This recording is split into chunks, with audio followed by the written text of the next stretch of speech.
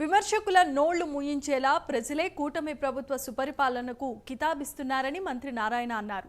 ఇది మంచి ప్రభుత్వ కార్యక్రమంలో భాగంగా ఆయన నెల్లూరు నగరంలో 40వ డివిజన్లో ఎంపీ వేమిరెడ్డి ప్రభాకర్ రెడ్డి, టీడీపీ జిల్లా అధ్యక్షులు అబ్దుల్ అజీజ్తో కలిసి పర్యటించారు. కూటమి ప్రభుత్వ పాలన పట్ల ప్రజల ఆదరణ చూసి ఎంతో సంతోషంగా ఉందని మంత్రి నారాయణ పేర్కొన్నారు.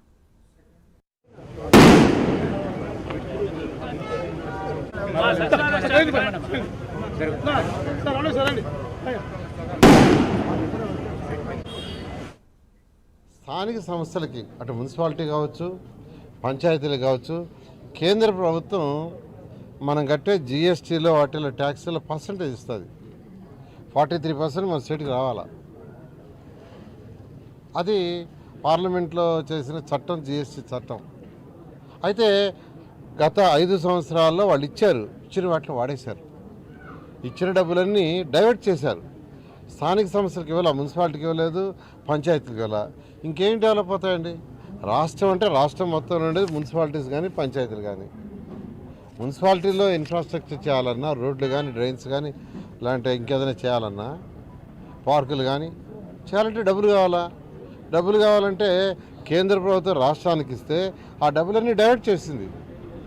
అయితే ముఖ్యమంత్రి రాగానే మేము చెప్పాం, సార్ ఇన్ని కోట్లు బకాయిలు ఉన్నాయి, వచ్చినాయి కేంద్రం నుంచి, వాటిని డైవర్ట్ చేశారంటే ఈరోజు 1452 కోట్లు ఈరోజు మున్సిపాలిటీస్కి, పంచాయతీకి రిలీజ్ చేశారు.